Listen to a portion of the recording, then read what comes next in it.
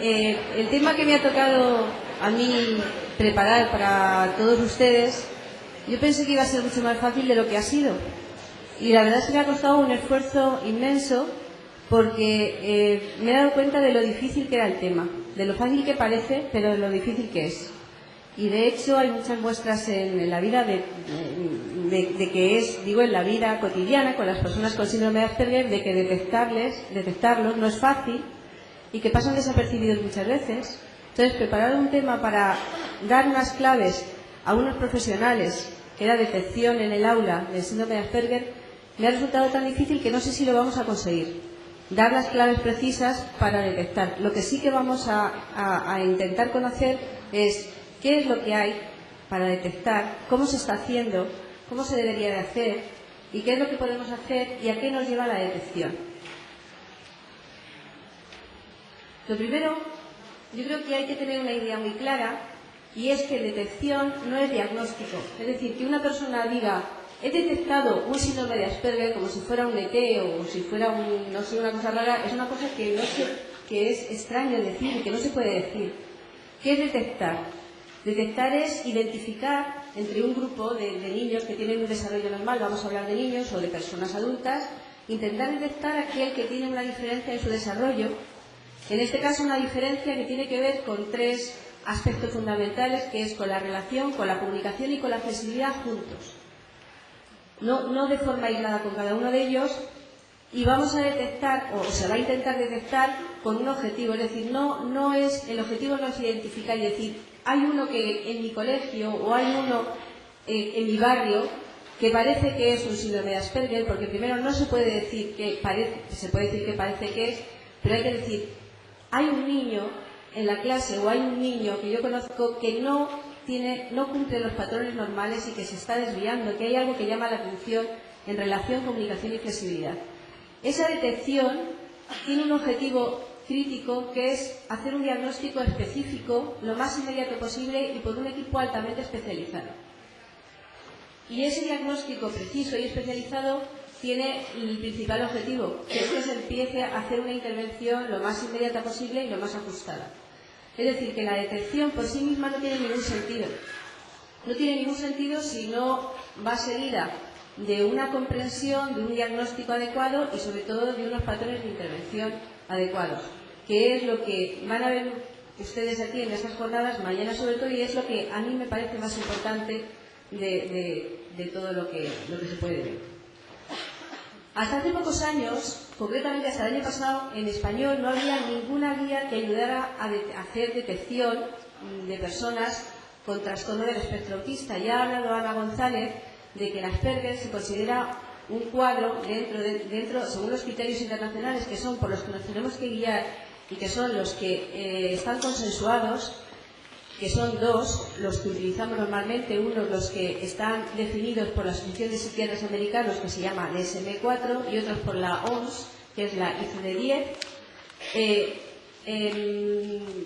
dicen que el síndrome de Asperger es uno de los miembros de la familia de los trastornos del espectro autista.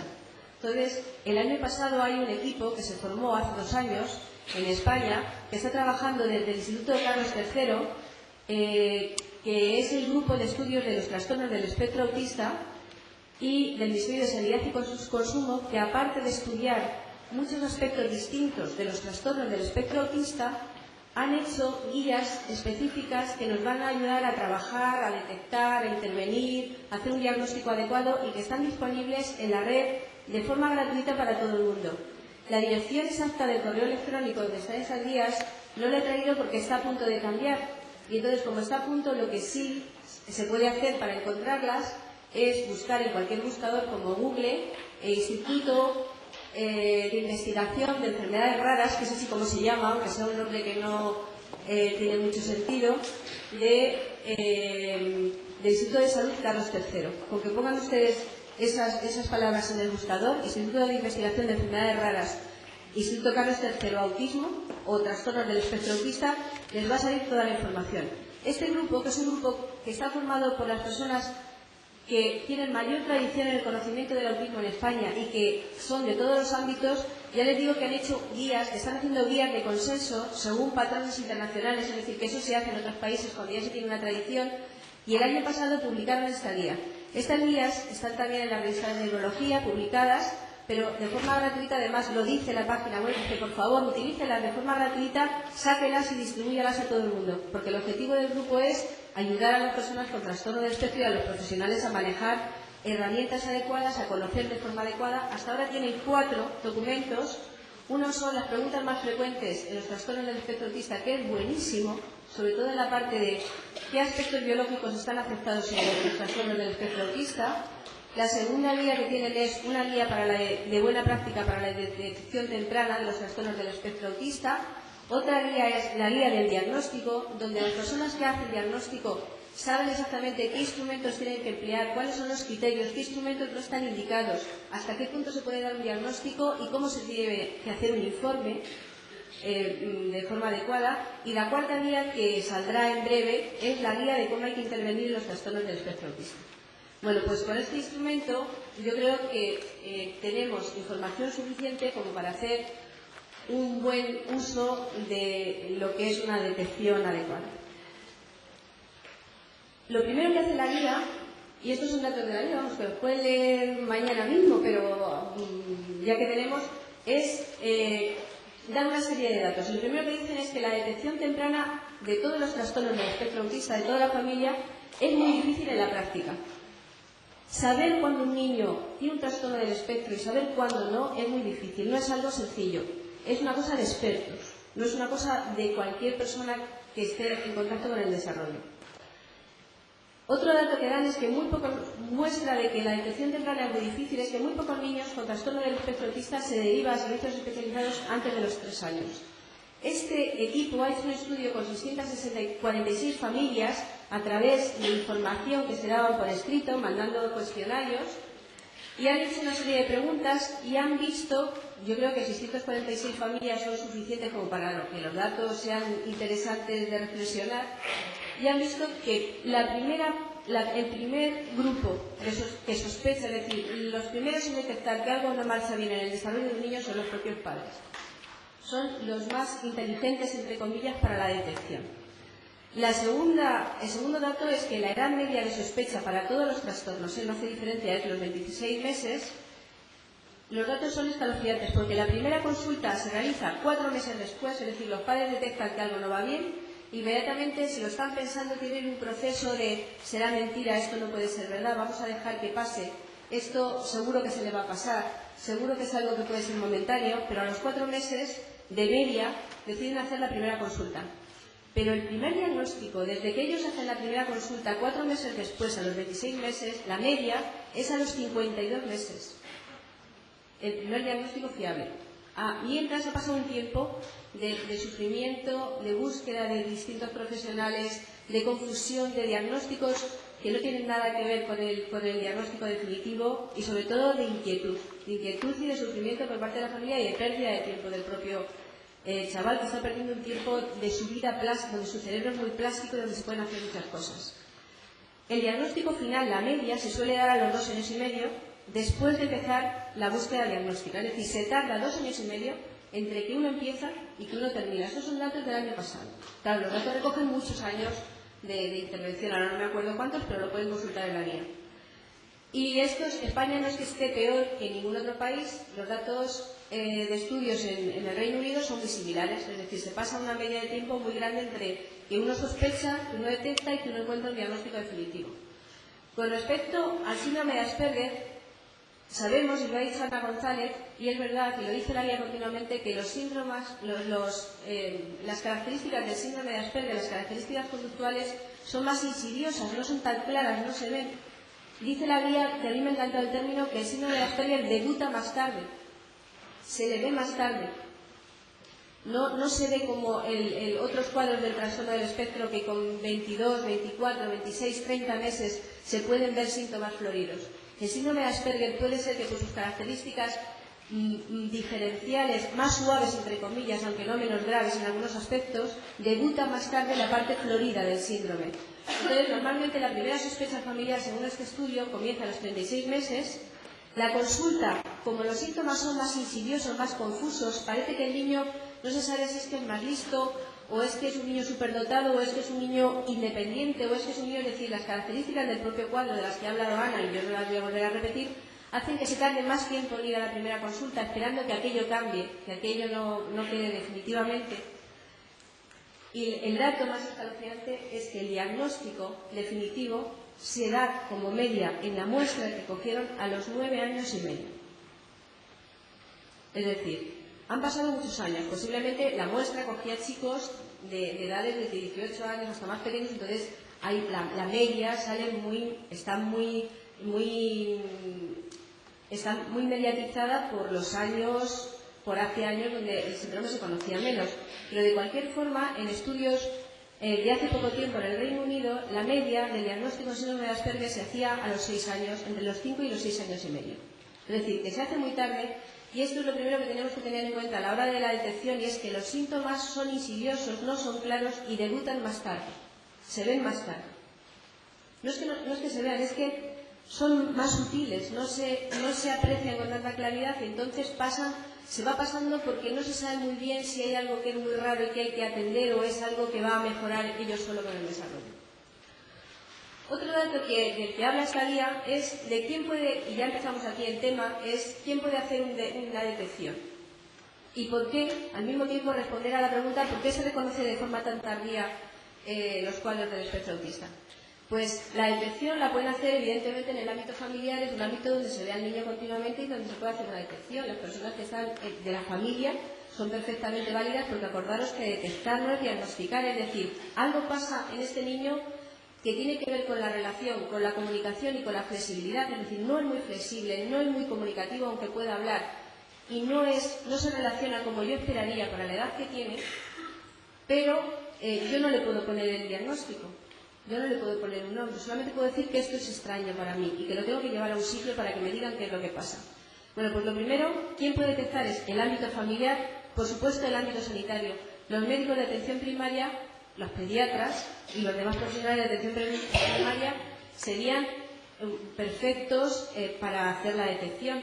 También un lugar perfecto para hacer la detección es el ámbito educativo, sobre todo en las comunidades donde se empieza a hacer la educación desde los 0 años, que ya hay algunas comunidades que tienen la infantil de 0 a 3 y el segundo ciclo de infantil de 3 a 6. Es decir, que desde el principio casi se puede... el ámbito educativo es un buen ámbito. Y luego el ámbito de los servicios sociales con los equipos de valoración y orientación, los EVOC o algo así que se llama, de los centros base de bienestar social, donde por ejemplo pertenece Ana González Carvajal, la persona que les ha hablado antes. ¿Por qué se detecta tan tarde? Primero, el ámbito familiar se detecta tan tarde porque porque la diferencia que tiene el niño con respecto al desarrollo normal es en el ámbito sociocomunicativo. Entonces, ese ámbito no estamos muy acostumbrados a que se vea claramente cuáles son las marcas que hacen diferente a los niños. Por ejemplo, si un niño no anda con 18 o 20 meses, inmediatamente se le lleva al médico y le dice, es que no anda. Pero un niño que sonríe poco, es que es un niño que es más serio. Un niño que no atiende bien a los juegos de palmas-palmitas, o que no señala, cuando tiene que señalar al año, es un niño que está más que es muy independiente, que le gustan sus cosas. Es decir, los indicadores sociocomunicativos son indicadores muy sutiles y muy arriesgados. Es decir, que tú puedes decir, uy, este niño es muy raro, y el niño es perfectamente normal, porque realmente es independiente. Es decir, son indicadores muy insidiosos. Por eso la familia los deja pasar. ¿Por qué el ámbito sanitario no detecta? Pues yo no lo digo, cuidado si hay algún médico aquí que no me ataque. No lo digo, lo dice el estudio. Y lo dicen ellos, los propios médicos a los que se les entrevista. Dicen, ¿por qué no estamos formados? Porque no tenemos información, porque no sabemos lo que son los trastornos del espectro autista ni el síndrome de Asperger. Porque no tenemos ninguna formación. Y entonces tienden a pensar que son, como ven muchos niños, tienden a pensar que las cosas, los síntomas que no son muy llamativos y que no tienen que ver con lo biológico, y aquí no hay marcadores biológicos claros, son cosas leves o que se van a pasar. Y entonces tienden a pasar. Ellos piden en un estudio previo que hizo la Universidad Autónoma de Madrid sobre el estado en la Comunidad de Madrid de la atención a las personas con trastorno del espectro autista, los profesionales a los que se les entrevistó, que vean continuamente, por favor, del ámbito sanitario, lo que queremos son instrumentos y formación para poder detectar porque se nos están pasando.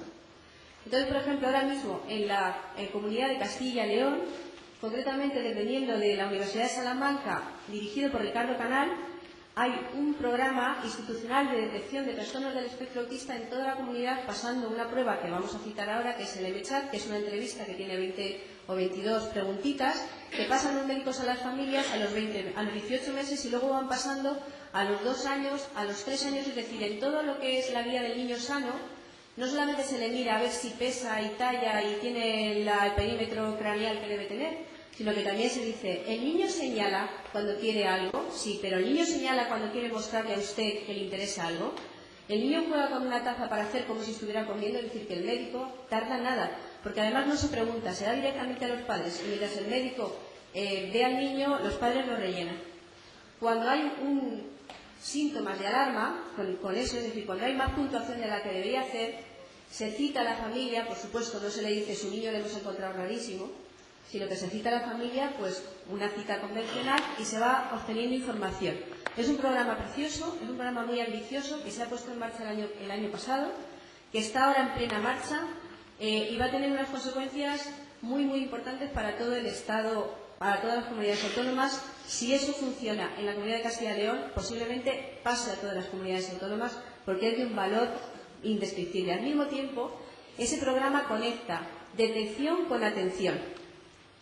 Es decir, acordaros que no era solamente detectar, porque sí, es detectar para evaluar y evaluar para intervenir. Si no tenemos las tres cosas preparadas, no merece siempre la pena detectar, pero hay que tener una conciencia de para qué se detecta si no estás preparado con la parte de intervención. Y luego, ¿por qué no detecta el ámbito educativo? Pues resulta que el ámbito educativo, por ejemplo, el síndrome de Asperger es el que más detecta. El que más detecta porque es cuando los síntomas empiezan a debutar en la escuela infantil entre los 3 y los 6 años, en la infantil, en la etapa que normalmente está consensuada en todo el país. Entonces, son hoy por hoy los que parecen tener mayor sensibilidad y los equipos de atención temprana son los que parecen tener más información y más sensibilidad. Yo creo que gracias a toda la formación que han recibido por parte del MEC y por parte y al propio interés que tienen muchos profesionales de la educación en formarse en este tipo de trastornos. Es decir, que hay que alabar a todos los profesionales de la educación porque hoy por hoy son los que parecen ser son los mejor formados para detectar las diferencias del desarrollo. Aparte de porque tienen mucha experiencia de ver a los niños en grupo. Entonces, en un grupo la diferencia se ve. Ana ponía una fotografía de unos gajos de naranja y uno de limón. Cuando tienes muchas naranjas, el limón lo detectas. Cuando tienes naranjas, pomelos, etcétera, etcétera, estás confuso. Y eso también pasa.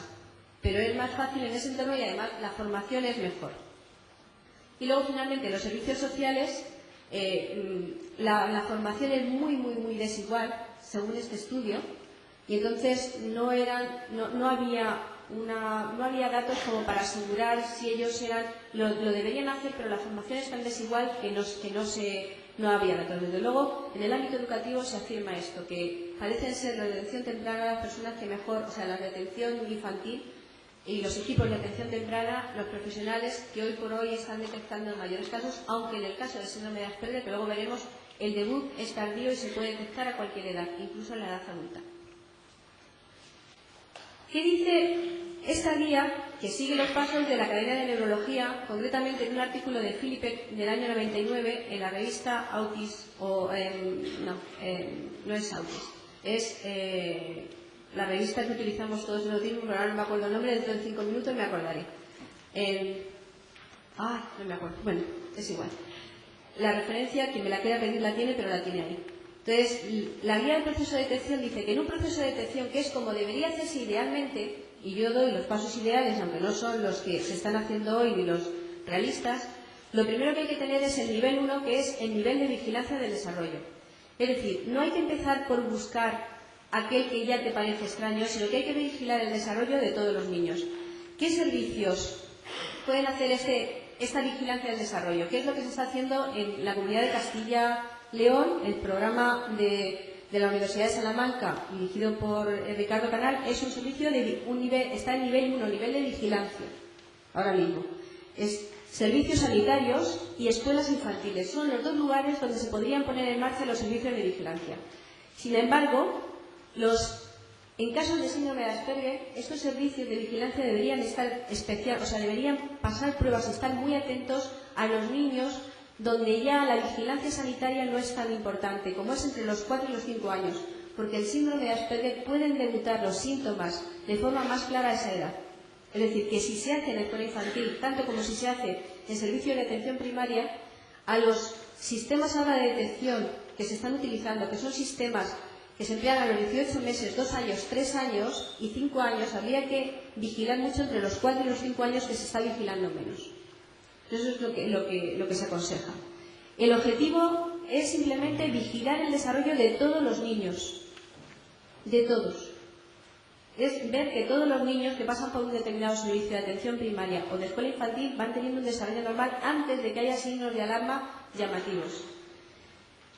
¿Cuál es el procedimiento? Pues el procedimiento es tener un protocolo, que lo dice la guía perfectamente, que tiene bastantes elementos, que son valorar los factores de riesgo pre y perinatal. Es decir, los factores de riesgo pre es la historia familiar. Si ha habido algún miembro dentro de la familia que haya tenido algún comportamiento de tipo X o A, o que haya distintos miembros de los antecesores del niño, estamos viendo niños normales, que hayan tenido, es decir, que dentro de la escuela se deberían recoger ese tipo de datos. Si ha habido algún trastorno de lenguaje, motor, con un protocolo, que existen los protocolos, es decir, que ahora no los vamos a citar porque son larguísimos. Y también dar los posibles factores de riesgo perinatales, es decir, alrededor del parto. Otra cosa que hay que considerar en esta vigilancia del desarrollo es tener en cuenta siempre la preocupación de los familiares y tener entrevistas, como se suelen tener, pero de forma periódica, para que los padres expresen si ven algo extraño o si ven algo que les preocupe, y tener en cuenta siempre las preocupaciones de las que ellos hablen y nunca minimizarlas.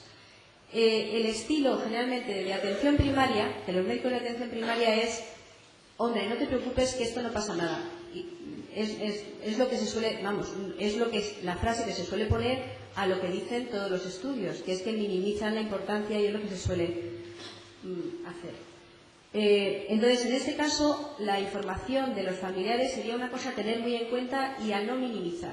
O sea, no hacer comentarios que minimicen, pero tampoco no minimizar objetivamente lo que te digan los padres. Aparte de eso, habría que controlar el desarrollo con escalas muy simples que se pudiera pasar tanto en el centro de atención primaria o en el centro de la escuela infantil, escalas muy simples que se pasaran muy rápidas a todos los niños. La escala Heisler-Levin, que está hecha en el año 99 por el gobierno que hizo el equipo de Gautena y que la publicó el gobierno vasco, y que la dan de forma gratuita a todo el mundo que la pida, es decir, que es un instrumento que la puede utilizar todo el mundo. Es una escala que valora de una forma sencillísima y en unos pocos minutos los hitos más importantes del desarrollo entre el momento del nacimiento y los 5 años. Esa escala, que se empezó a utilizar en el País Vasco y en Cataluña, no se ha generalizado a todas las comunidades autónomas, y se podría generalizar, si no es esa, otra similar. Y finalmente, habría que vigilar el desarrollo social, porque el desarrollo social hay muy pocas escalas de desarrollo que lo vigilen. Y este mismo documento tiene un listado de la British Columbia, del Ministerio de British Columbia Ministry, que lo que da son las señales de alerta que habría que vigilar en los distintos momentos. Yo os las he copiado, no las vamos a comentar, solamente las he querido copiar para que vierais que eran muy sencillitas, muy fáciles. Es muy fácil vigilar el desarrollo en una escuela infantil, los hitos sociales, teniendo en cuenta que a los 9 meses, si tienes una escuela infantil o una guardería, solamente tienes que mirar si sigue con la mirada la indicación de tu dedo cuando le dices mira. O sea, son muy poquitos ítems para cada edad, son muy sencillitos. En este documento los tenéis, es decir, es un documento gratuito al que se accede por internet, que está entero, que solamente es coger la hoja, fotocopiarlo, que se puede aplicar en cualquier, que lo que intenta hacer el grupo de estudios del Instituto Carlos III es facilitar las cosas para que realmente las personas con trastornos del espectro autista estén bien atendidos y sea muy fácil hacer todo. Entonces, fijaros qué facilito es, qué sencillito es, qué poquitos ítems tiene y qué fácil es valorar el desarrollo social, teniendo en cuenta solamente que hay 5, 6, 7 ítems, que eso cualquier persona en cualquier escuela infantil lo puede pasar en cualquier momento. Sin embargo, Lo malo, el síndrome de Asperger, es que nosotros podemos valorar todo esto, hitos de desarrollo social, a los 9, a los 12, a los 18, a los 15 y a los 24, y el niño con síndrome de Asperger nos puede dar un desarrollo absolutamente normal. De hecho, las escalas, como las que vamos a ver después, no detectan síndrome de Asperger, se les escapa. Detectan solamente entre un 20 y un 30%. El 70% pasan como normales. Entonces, es muy difícil hacer con esto para todo el espectro vale, en general, pero para el síndrome de Asperger no es muy fiable. Es decir, pero hay que pasarlo porque detecta un 30. Entonces, si detecta un 30, es necesario no dejar que se pase. Es decir, si un 30% lo podemos detectar con 15 meses, con 18, con 24, que no es eso exactamente el dato. El dato es que con escalas estandarizadas a los 18 meses muchos pasan desapercibidos, pero bueno, con estos datos de desarrollo social la mayor parte de los niños con síndrome de Asperger nos van a puntuar normales. También la misma guía esto sería como los hitos de desarrollo positivo y da signos de alerta. Por supuesto, son los signos de alerta que dan las autoridades sanitarias del Estado de Nueva York, que se ha copiado, porque los niños del Estado de Nueva York cuando tienen un trastorno del espectro, tienen la misma sintomatología, es decir, que no hay variantes culturales, con lo cual podemos coger exactamente los mismos marcadores. Entonces, si ya lo ha hecho y está bien hecho, ¿para qué vamos a crear uno nuevo? Pues esta misma guía lo que hace es dar no solamente los hitos que tienen que aparecer en positivo, sino los signos de alerta. Los signos de alerta para todo el espectro son todos estos que salen, que los vamos a leer muy rápido, pero que no merece la pena, que los tenéis en la guía, que son retraso o ausencia del habla, porque no son específicos para el síndrome de Asperger, sino para todo el trastorno. Entonces, no nos vamos a detener. No prestar atención a las personas en función de cómo tendría, no responder a las expresiones faciales o a los sentimientos de forma apropiada, falta de juego simbólico o ausencia de imaginación, falta de interés por los niños de su edad, no respetar la reciprocidad en actividades de toma y daca, incapacidad de compartir el placer, alteración cualitativa de la comunicación no verbal, no señalar objetos para llamar la atención de las otras personas, utilizar la mirada de una forma no para guiar la atención de los demás y para utilizarla de forma social, falta de iniciativa en actividades o en el juego social, estereotipias o manierismos en manos y dedos, acordaros que es un trastorno que es en general para todos, y reacciones inusuales o falta de reacción a estímulos sonoros. Bueno, estos creo que son 12 o 14, me da lo mismo el número, de indicadores, y también lo quería mostrar para que vierais lo sencillo que puede ser un instrumento de detección, que no es de detección, sino de vigilancia, acordaros, estamos en el nivel 1, que es la vigilancia del desarrollo normal. Lo sencillito que puede ser vigilar el desarrollo normal y empezar a descartar teniendo esos instrumentos tan simples y además a disposición de todo el mundo. Otra cosa que pasa con el síndrome de Asperger, que se nos cuela, que tenemos por desarrollo positivo, resulta que dan como desarrollo adecuado o indicadores útiles, y cuando miramos las señales de alerta cumplen muy poco, pueden cumplir o no tienen por qué cumplir, con lo cual también se nos escapan. Son muy resbaladizos de detectar en las primeras etapas sobre todo, porque las señales de alerta y los indicadores de desarrollo se emplean con niños pequeños. Cuando uno ya tiene 40 años ya no, o sea, ya todo está florido, ya se ve, pero lo importante es detectar cuanto antes para poner en marcha mecanismos de intervención cuanto antes. Una vez que se ha hecho el primer nivel, que acordaros, en detección, que era vigilancia del desarrollo normal, si en el desarrollo normal en esa vigilancia ya se ha hecho un cribado y hay algunos niños que se nos salen, que llaman la atención, entonces ya se hace realmente la detección específica. Este documento, siguiendo la guía de la revista de la Academia de Neurología Americana, dice que la detección específica ya no la deben hacer los maestros, ni la deben hacer los médicos de atención primaria, que esto ya es algo más serio en el sentido de necesitar más conocimientos. Entonces, serían también servicios de atención primaria, pero más especializados, es decir, que estuvieran más formados, centros de salud infanto-juvenil, que existen muchos, equipos de orientación de centros base y sobre todo los equipos de atención temprana. O sea, ya no el maestro ni el educador, sino el equipo de atención temprana, que sería el encargado de hacer una verdadera detección. Lo otro es como un primer cribado, y el objetivo es identificar casos concretos de posible trastorno del espectro autista.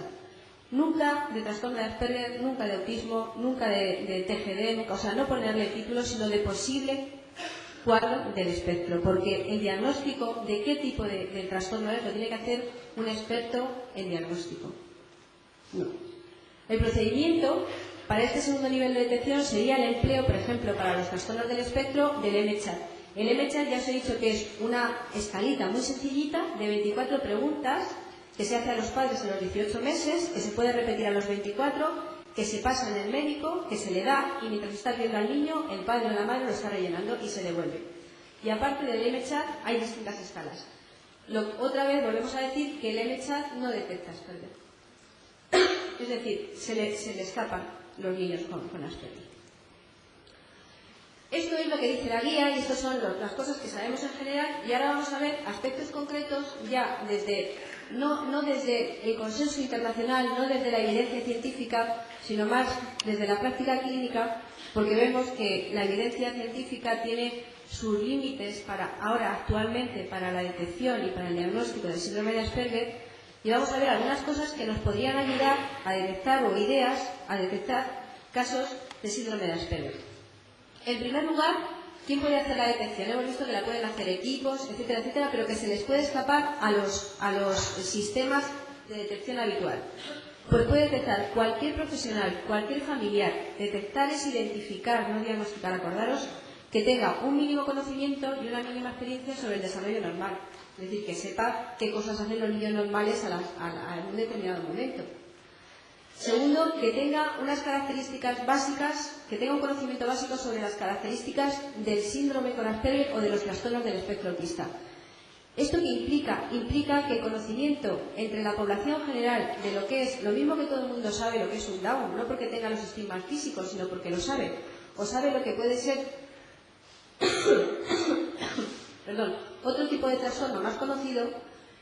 Las campañas de divulgación de los trastornos del espectro autista entre toda la población son muy necesarios, porque es lo que tenemos ahora para poder hacer detección. Es decir, que como hizo también el gobierno vasco en su momento a través de la UTENA, de repartir en los periódicos todos los domingos una hojita con que era un trastorno del espectro autista, no está mal que sigamos haciéndolo para que todo el mundo conozca programas de televisión, pero no programas pesados, sino programas interesantes, como uno que hizo la 2 hace poco tiempo para mí es hace 2 años, donde había unos reportajes preciosos, eran franceses y americanos, pero era un reportaje interesantísimo, donde la gente se empezó a interesar porque era el autismo, porque salía uno de los Donald, el primer caso, de los primeros casos que diagnosticó Leo Kanner en el año 43, salía en la televisión hablando con 65 años, ya estaba jubilado, había sido empleado de banco, etcétera, etcétera. Ese tipo de cosas de divulgación, pero con seriedad, son importantes. Otra cosa que es importante es que se puede hacer la detección teniendo conocimiento del desarrollo normal y teniendo conocimiento de divulgación, pero si tenemos instrumentos básicos de detección, de identificación a nuestro alcance, pues tanto mejor. Es decir, que la gente, que las escuelas infantiles o que los padres tuvieran instrumentos, no digo que los padres en su casa todo el mundo, pero sí que cuando hubiera sospecha fuera fácil acceder a instrumentos sencillos de rellenado como el MCHAT controlados por profesionales, también sería. Y la detección, y este mensaje va sobre todo para los maestros y para la gente que está trabajando, la debe hacer siempre la persona que tenga un respeto y un conocimiento del límite que es y la diferencia entre detectar y diagnosticar. Se puede hacer muchísimo daño a una familia y al propio sujeto cuando un profesional de la educación que está muy bien formado, que es excelente, dice: le voy a llamar a una entrevista para decirle que su hijo tiene síndrome de Asperger o que yo creo que tiene un déficit de atención con hiperactividad. Ya le está dando, aunque sea verdad, le está dando un diagnóstico sin base a datos, sin base a pruebas, sin base a escalas, es decir, sin base científica. Lo que le lleva al padre que si va a otro profesional y le da otro más ajustado ya tenga confusión, porque dice: si me dieron uno ya de déficit de atención con hiperactividad, ¿por qué me dan ahora uno de Asperger y por qué me dan? Es decir, la detección es decir, este niño hemos detectado que no se relaciona bien, que no se comunica bien, que se comunica de forma distinta como los demás, entonces lo adecuado sería que lo viera un profesional. Eso es detectar, o sea, detectar lo puede hacer la persona que tenga mucha conciencia de que no debe diagnosticar, de que solamente debe apuntar que existe una diferencia. Y el contexto educativo, por supuesto, es para mí un entorno, el mejor entorno para hacer la identificación, el mejor. Por lo que hablábamos antes, donde está el grupo y están el todo y las partes. Entonces, es muy fácil distinguir las partes del todo. Y porque los profesionales de la educación tienen una experiencia enorme y porque, lo que comentaba yo al principio, están teniendo mejor formación que el resto de los profesionales en este campo, en este ámbito. ¿Para qué hacer la detección? Y empezaba diciendo esto. Primero, hacer la detección, o sea, detectar que es distinto. Un maestro debe detectar que el niño es distinto, no para ir inmediatamente a decir, es distinto, vamos a decírselo a sus padres y vamos al psicólogo corriendo. Sino, cuidado, es distinto, le tengo que tratar distinto. Tengo que ponerme en su lugar, tengo que intentar, desde el primer momento en que noto que es distinto, tengo que adaptarme a que es distinto, no tengo que quejarme de que es distinto. O sea, cambiar la actitud de, es que yo no puedo con este porque es muy malo en la clase, sino este es muy distinto en la clase, luego tengo que hacer otra cosa distinta. O sea, sustituir la queja por el cambio. Lo primero, el cambio. Después, la derivación. La derivación a profesionales expertos en trastornos del desarrollo. Lo difícil es que no en todos los sitios, pero sí que cada vez hay profesionales en los ámbitos públicos y privados que son personas de referencia expertas en trastornos del espectro. Entonces, no voy a citar nombres, pero todo el mundo sabe que hay mucha gente ya que puede hacer pero todavía son contados. Es decir, todavía los equipos generales del MEC es raro que tengan suficiente experiencia y suficiente formación como para hacer un diagnóstico diferencial. Y los equipos infanto-juvenil, de psiquiatría infanto-juvenil del Ministerio de Sanidad tampoco. Y los equipos de los servicios sociales tampoco. Es decir, que hay grupos o profesionales contados, pero la masa, o sea, no hay una formación homogénea de todos. Entonces, ¿para qué hay que saber? Y en ese sentido tendríamos que tener, porque nosotros detectamos, pero habría que saber a quién se lo mandamos. Es decir, se detecta y ¿dónde? Pues acordaros del segundo nivel. El primero era lo de la vigilancia, el segundo era el nivel de detección, que lo debe hacer ya un equipo de atención temprana o un equipo, y el equipo es el que debe buscar el profesional experto, no directamente el maestro buscar el profesional experto, sino utilizar los tres niveles de identificación de diferencia en el desarrollo, detección, que lo hace el equipo, y el equipo es el que busca el profesional que hace el diagnóstico diferencial complejo. No lo digo yo porque trabajo en una asociación que hace diagnóstico, es que lo dicen las guías internacionales. No tengo ningún interés, tengo interés en que se diagnostique lo antes posible, pero no ningún interés personal ni corporativo con respecto a... Sino todo lo contrario, que se forme mucha gente, pero que se forme muy bien y con muchos años de experiencia. ¿Por qué hay que dar un diagnóstico fiable y serio desde muy temprano? Porque los diagnósticos confusos y cambiantes dan muchísimo sufrimiento a las familias. Eso es lo que informan las familias y de lo que se quejan. De que yo tuve 5 informes antes de llegar al diagnóstico definitivo. Estuve recorriendo toda España. Hay gente que se ha recorrido España entera y parte del extranjero para obtener un diagnóstico. Y eso realmente es muy doloroso para la familia y muy doloroso para el propio niño. Imaginaos un niño que está recorriendo toda su vida consultas de toda la geografía española. Es un absurdo. Y también hay que hacer un diagnóstico concreto, porque una vez que se hace un diagnóstico concreto, aparte de que ya el profesor esté comprendiendo al niño y atendiéndole de forma diferencial, se le van a dar los servicios apropiados y ahí sí que se va a dar mayor información. Cuando alguien tiene un diagnóstico puede acceder a información que es mucho más fiable, que es la información escrita. Si alguien sabe que su clase tiene un niño con síndrome de Asperger, ahora mismo en España puede comprar 6 libros o 7 tremendamente útiles. Es decir, aunque no tenga acceso a formación a través de cursos, tiene información escrita fiable, buena, útil, de calidad, con la que puede tener muchísimos recursos para trabajar. Pero para eso necesita saber que su chico de su clase es un niño con síndrome de Asperger.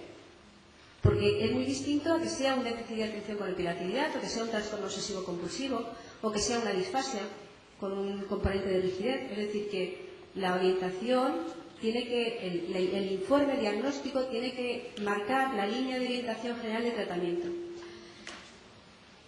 Esto, para hacer la detección, hay que hacer todo esto y otra vez vuelvo a repetir, porque es muy importante, cuidado con la información que se da y cuidado con la derivación que se da. Es decir, cuando se hace detección, cuidado con la información que se da a las familias y al resto de los profesionales y a tus compañeros, porque se puede estigmatizar o se puede desestigmatizar cuando resulta que está estigmatizado. Es decir, no, es que es normal, pero es mal educado. Es casi peor que decir es síndrome de Asperger. Para mí, síndrome de Asperger por lo menos es identificar, aunque esté mal. Pero decir, no, es que es un niño mal educado, que los padres le han consentido todo, es infligir un daño muy grande a la familia y al propio niño. Porque se está haciendo mal una intervención. O sea que mucho cuidado con la información que se da a las familias y con la derivación. Y acordaros siempre, yo soy muy machacona desde el punto de vista pedagógico, pero acordaros siempre de los 3 niveles. Como maestros estoy encargado de vigilar el desarrollo y ojalá hubiera un programa que me ayudara y todos los compañeros lo hiciéramos. Como equipo estoy encargado de atender la demanda del maestro que me dice y tengo que hacer la detección, pero como equipo yo voy a derivar a que haga un buen diagnóstico un equipo específico que sepa hacer esto. Y yo la información que voy a dar es la honesta y le voy a decir a la familia, yo soy un equipo, personal de un equipo, y le voy a decir, yo he hecho la detección, yo he hecho el diagnóstico. Y la detección me aconseja que lo vaya a ver un experto, pero no tengo seguridad. No lo sé. Curiosamente, en el trastorno del espectro autista, la detección se dice, la detección se hace ahora mismo cada vez más temprana y en las edades infantiles. Bueno, pues curiosamente el síndrome de Asperger, hoy por hoy y en todo el mundo, no solamente aquí en España, la detección se puede realizar en cualquier momento del desarrollo.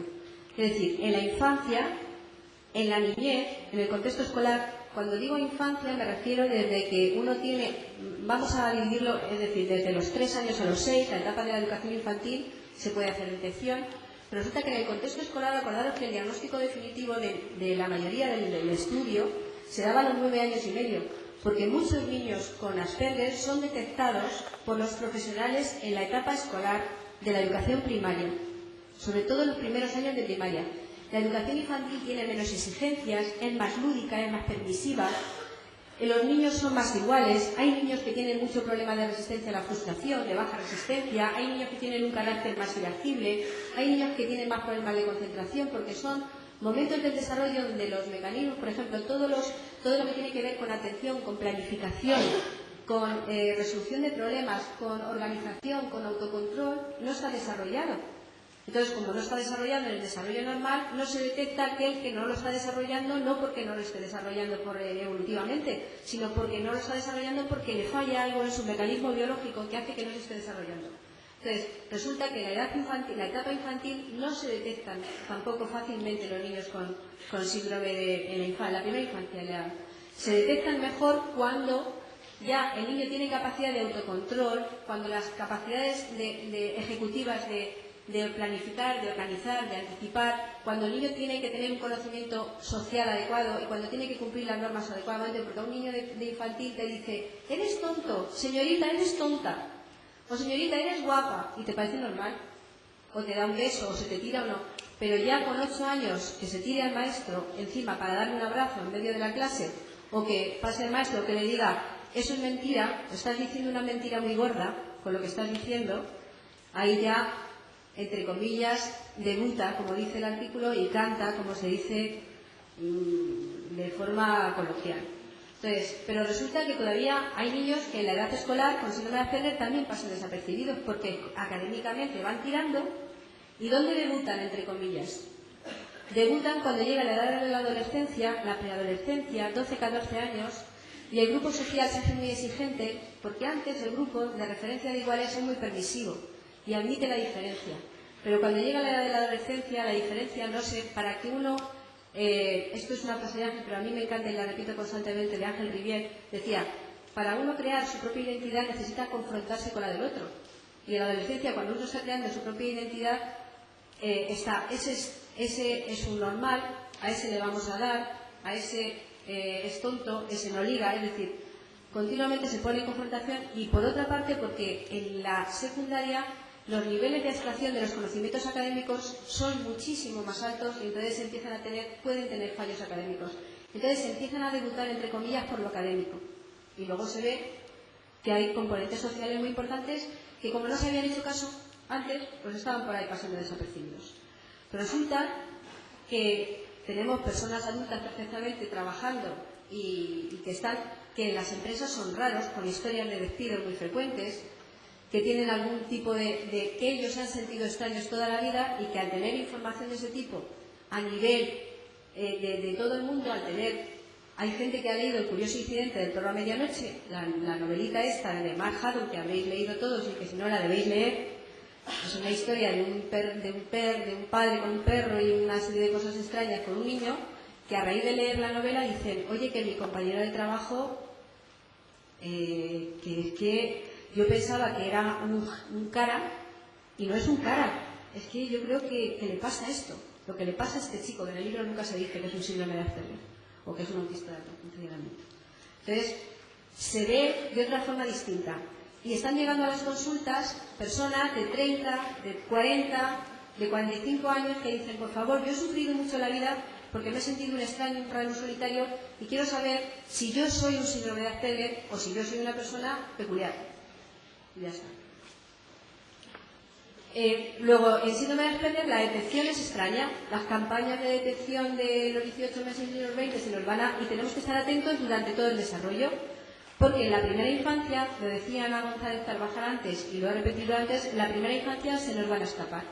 Se nos van a escapar porque las competencias afectadas son competencias que los niños de esa edad no tienen por qué tener desarrollados. ¿Cómo hacer la detección? Pues lo primero que tenemos que hacer como maestros, me dirijo a los maestros y a los profesionales de la educación.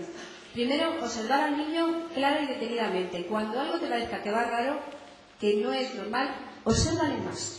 Obsérvale en más ámbitos, mírale más, estate pendiente de él, implícate detenidamente en lo que es. Anota, no te fíes de lo que ves, anota todos los parámetros en los que tú piensas que se difiere del desarrollo normal. Haz un diario. El diario que ha hecho Ana González, que ha hecho un perfil, que ha ido dibujando al síndrome de Asperger, diciendo todas las características que tenía, haz tú el dibujo de ese niño que tienes que te parece distinto. Luego, ese dibujo que tienes, contrástalo con los conocimientos básicos que hay sobre el síndrome, es decir, contrástalo con la información general que has recogido aquí, de los apuntes o donde quieras. Después, pide información a la familia, porque tú ves una parte de la vida, pero puede haber un mutismo electivo, puede haber muchas cosas que tú no ves, como maestro. Entonces, pide información a la familia, pero siempre precisa de ¿qué hace esto? ¿Le gustan los niños? ¿Juega con los hermanos? ¿A qué juega? Etcétera, etcétera. Como maestro, pero nunca directa. Es decir, nunca. Se lo pregunto porque aquí en el colegio es rarísimo. Sino, se lo pregunto porque quiero saber cómo es el niño en casa. Muy precisa, pero muy indirecta. Segundo, lo que hay que hacer es, una vez que tienes todos estos datos, empiezas directamente a intervenir ¿cómo? Adaptándote como maestro a las características de ese niño. Todo esto es un proceso muy rápido, no tienes que demorarte meses. Y tienes que hacer en tu intervención de decir, pues si juego con él, o si le doy más cariño, o si le atiendo más, resulta que ese niño lo que le pasa es que es muy tímido. Es decir, que muchas veces descubres cosas si tú intervienes, si quieres intervenir con él. Y haces una exploración del niño, pero muy comprensiva, intentando explicarle. Por supuesto, esto que tú vas viendo lo compartes con los servicios de orientación, pero lo compartes desde la sospecha, no desde la certificación de cuadro. Desde, este niño tiene un comportamiento X que hay que vigilar.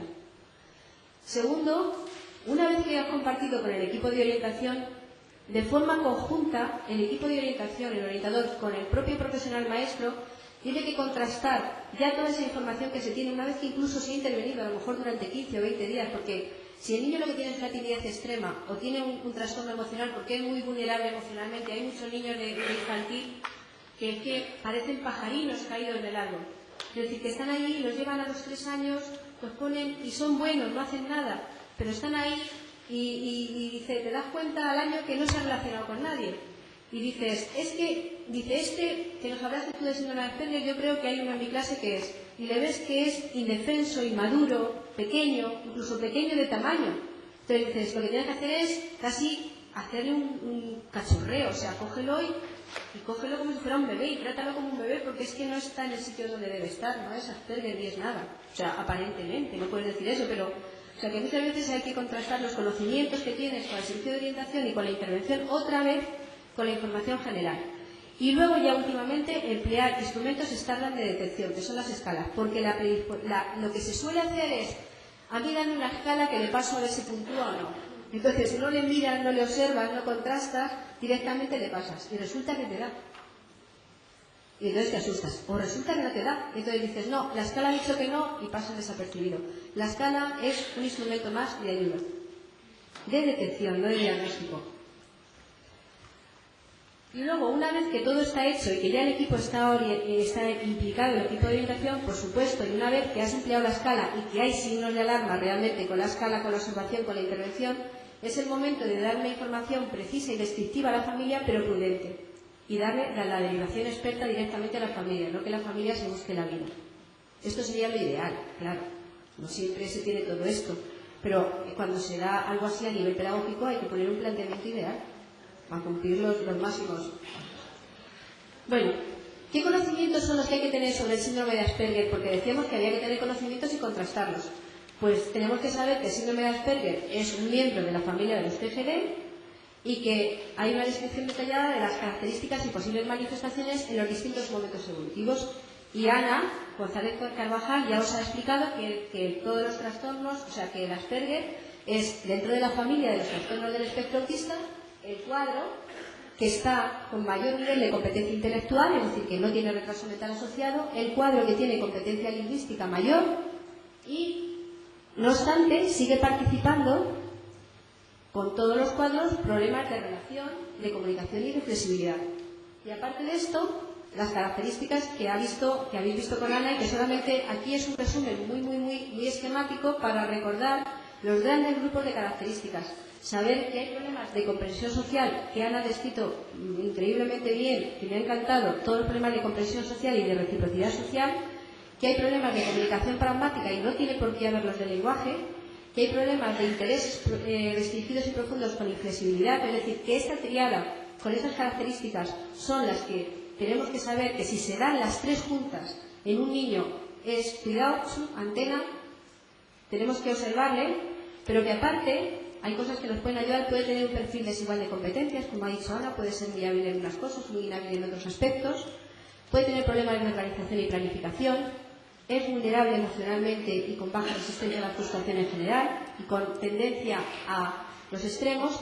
Además puede tener torpeza motora y puede tener hipersensibilidad sensorial y sobreestimulación sensorial. Todo eso es lo que ha descrito Ana, describiendo ítem por ítem y haciendo las pinceladas detenidamente de cómo iba dibujando un síndrome de Asperger.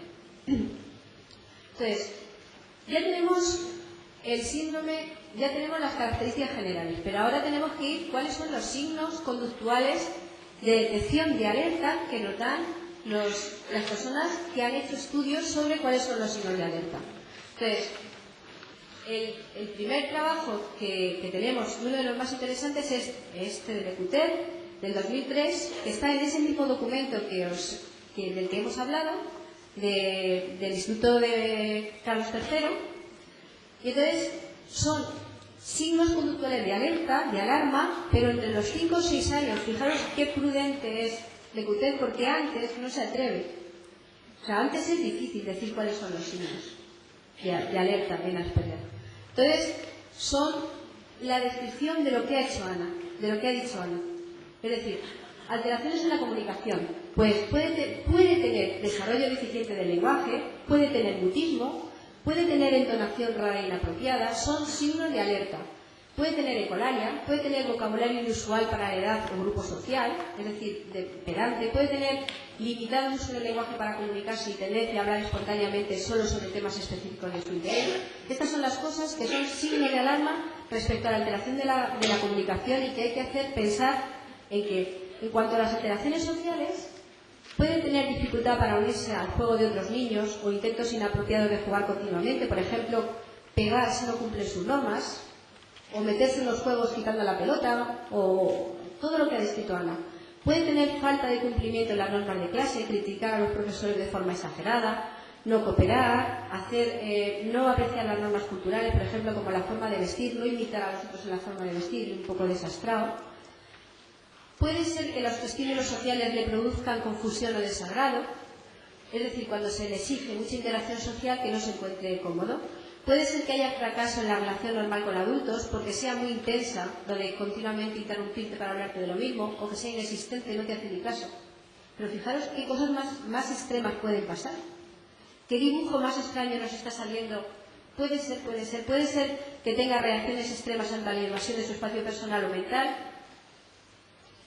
Y puede ser que en cuanto a limitación de intereses, actividades y conductas, signos de alerta que tenemos que tener en cuenta son que no haga juego imaginativo cooperativo, es decir, que no lo haga con otros aunque lo haga solo, que no sea flexible, que tenga dificultad para organizarse cuando los espacios son poco estructurados, que tenga inhabilidad para desenvolverse en los cambios o en las situaciones poco estructuradas.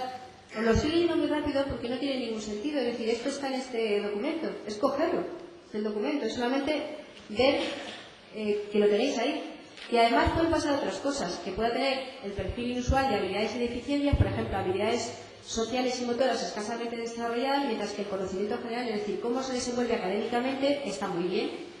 Y puede tener conductas extrañas inexplicables, como respuesta extraña a los estímulos sensoriales, escaparse cuando suena una taladradora, huir del grupo cuando los chicos chillan, a los visuales, estar incómodo en determinados sitios donde entra la luz, o respuestas inusuales a determinados tipos de movimiento. En fin, todos estos signos, que son los que se han visto con Ana y que Lecoulter dice que son signos de alarma entre los 5 y los 6 años, los tenéis ahí, los profesionales los tienen ahí y los pueden utilizar. Entonces, son fáciles de tener el listado y de comprobarlo. Es decir, yo lo que pretendo y lo que se pretende en general es que tengáis instrumentos para ir utilizándolos de forma muy sencilla. Y también tenemos escalas. Primero acordaros que el primero era observo al niño, lo compruebo con el conocimiento, que es este conocimiento, lo compruebo con los signos de alarma, que son estos, y aparte al final puedo pasar a una escala validada. Entonces, ¿qué escalas hay para detectar Asperger? Hay las 3 más famosas escalas que están validadas, es decir, que han demostrado que detectan Asperger, son el ASSQ, está mal, le falta una B, y otros del 99, el CAS, que es uno de los que más se emplea, del 2002, y el ASDI de Gilbert y otros del 2001. Estas 3 son las escalas validadas. ¿Qué pasa con las escalas? Que no existen versiones en castellano validadas. No existen, no las tenemos. Por eso cuando alguien diga, le he pasado el CAS, no le ha pasado el CAS, le ha pasado la traducción, que viene en algunos libros donde no están las normas de corrección. Entonces, hay que tener cuidado, porque si dice, en el CAS puntúa muy alto, tiene que tener puntos de corte. O sea, tienes que tener una guía. Por eso se dice que estas escalas las pasan ya los equipos de orientación. Entonces, en el libro de Pilar Martín Borreguero, que lo había traído físicamente incluso para ponerlo aquí, en los apéndices, en el libro El síndrome de Asperger, excentricidad o discapacidad social, los apéndices 1 y 3 son las escalas, el CAS y el ASSQ, es decir, que la tenéis en castellano. Las tenéis, pero no están validadas. O sea, que lo sepáis, como no en plan de amenaza, sino hay que tener conocimiento de lo que se emplea.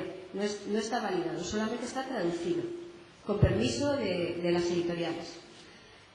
Y lo que sí que tenemos esperanza es que el grupo de estudios sobre el síndrome de Asperger, que se ha constituido hace 2 años en la Universidad Autónoma de Madrid, dentro de todo lo que está haciendo en el estudio del síndrome de Asperger, ha desarrollado un instrumento de detección que en breve publicará y estará en conocimiento de todo el mundo. Es decir, que dentro de muy poco vamos a tener un instrumento nacional, vamos a ver con qué grado de fiabilidad y de validez, los estudios estadísticos lo demostrarán, lo dirán cuando se presente el instrumento. Entonces vamos a tener un instrumento realmente válido con el que podamos decir sí, porque le he pasado la escala X. O sea, que tengo signos de alarma concretos. No los otros que son listados porque ya que no están validados. ¿Qué dice? Pero para que los conozcamos, lo mismo ya os digo que están en el libro, que los podéis encontrar, que son muy fáciles de pasar. El caso son 37 preguntas a las que tiene que contestar sí o no. Entonces dice, las preguntas son de este tipo. La 1, ¿resulta fácil participar en los juegos con otros niños? Es decir, es una forma de operativizar en forma de preguntas los signos de alarma del EQT y de otros autores. Entonces tienes que rellenar todo esto y al final tienes la prueba original, tienes un índice de corrección. Está diseñada para emplear en la escuela primaria y está validada en Gran Bretaña. Si alguien se la quiere comprar con validación en Inglaterra, la puede encontrar en esa página web y se la puede comprar perfectamente. Y la del cuestionario de la ASSQ tiene lo mismo, tiene 27 preguntas y tienes que contestar no con sí o no, sino no, algo y sí. Es decir, te da 3 opciones, es muy facilita de rellenar también porque es muy sencillita y también se pasa en la edad escolar. La otra es escuela primaria, está en toda la edad escolar. Es decir, que son instrumentos muy sencillitos para la detección. En definitiva, después de haberles presentado todo esto, las conclusiones que yo creo que hay que sacar es que a pesar de que parezca muy fácil, el síndrome de Asperger es un síndrome difícil de detectar, no es fácil, no es sencillo, no hay marcadores biológicos y los marcadores conductuales son insidiosos, pueden pasar desapercibidos, manifiestan de forma muy distintas. Primero, por lo que decíamos antes, porque hay un debut tardío de muchos síntomas. Existían antes ya los síntomas, pero no eran evidentes porque en los niños con desarrollo normal también existen por falta de desarrollo de la competencia. Porque cuando aparecen esos síntomas pueden ser muy sutiles, porque además son muy individuales, es decir, en cada sujeto se pueden dar y lo vuelvo a repetir después. ¿Por qué también es difícil? Porque se interpretan como peculiaridad del desarrollo y no como alteración del desarrollo. Es decir, signos que pueda tener determinados chicos con síndrome de Asperger se dicen, sí, es que es peculiar, es que es muy inteligente, es muy introvertido, es como un sabio, y no se identifican como una alteración del desarrollo. Otro aspecto en esta recapitulación es que la manifestación más clara, es decir, la detección más clara, se hace con edades más tardías, cuando ya se ve más la diferencia con el desarrollo normal, cuando la demanda social es mayor. Y sobre todo porque, y lo repiten todas las personas y es algo evidentísimo, porque con el mismo cuadro nuclear de dificultades en la reciprocidad social y la comprensión de las normas sociales, acordaros de los círculos, con el mismo déficit nuclear de dificultad para la comunicación y con el mismo déficit nuclear de falta de flexibilidad, las manifestaciones son tremendamente enormes. Las manifestaciones conductuales, si no exploras en profundidad, son enormes. Entonces te puedes encontrar niños que se caracterizan por que lo único que llama la atención es que son muy tímidos y retraídos. Otros, porque lo que tienen son problemas conductuales dentro y fuera del aula, son peleones, no siguen las normas, etcétera, etcétera. Me estoy refiriendo a la mirada poco detenida. Es decir, si alguien que pasa rápidamente puede decir, uy, este es que es muy tímido. En cuanto se detenga 5 minutos va a ver que no es eso. Pero me refiero con qué se confunde si no miras. O sea, ¿qué se ve si no miras? Otros resulta que son buenísimos en lo académico y aprenden muy bueno. Y tienen un comportamiento fenomenal cuando las relaciones son sencillas. Pero cuando llega el momento de los patios, hay gente que se queda aislada. Y mientras no pasa nada. Otros que académicamente son muy buenos en unos aspectos y en otros son muy malos. Eso es lo que llama la atención de ellos. No te has fijado si en el patio se relaciona, si tiene amigos y en su casa. Otros que lo que dice la maestra es que es un despistado y un desorganizado. Solamente lo define por eso, porque es desorganizado. Otro porque es hiperactivo, o porque es hipoactivo y no atiende a nada, está en la luna de Valencia mirando a las moscas. Otro y no obedece nunca, porque está a su aire. Otro porque son muy normales en el colegio aparentemente y cuando llegan a casa hacen con la bomba atómica. ¡Pum! Se desbordan emocionalmente y todo lo que han estado reprimiendo dentro del colegio lo explotan fuera. Dentro de casa cuando se encuentran cómodos y en la situación donde se quitan las cadenas del control social.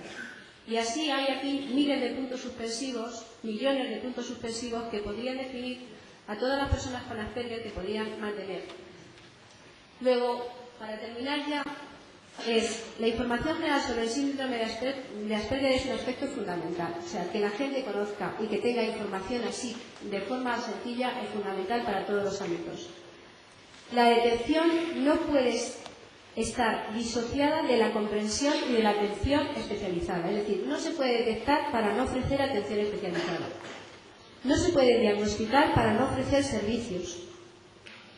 Hay que tener un compromiso ético, moral y intelectual y profesional con la detección, el diagnóstico y el tratamiento como parte de un continuo de un mismo proceso. Y finalmente, el contexto educativo resulta que es el lugar adecuado que cumple una función central y es la detección en el contexto educativo, en la detección y en la intervención en el síndrome de Asperger, es decir, que tiene dos componentes fundamentales en este proceso que es tan importante. Y nada más. Gracias.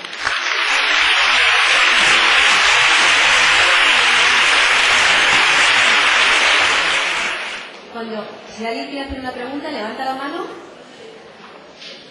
¿Hay micrófono?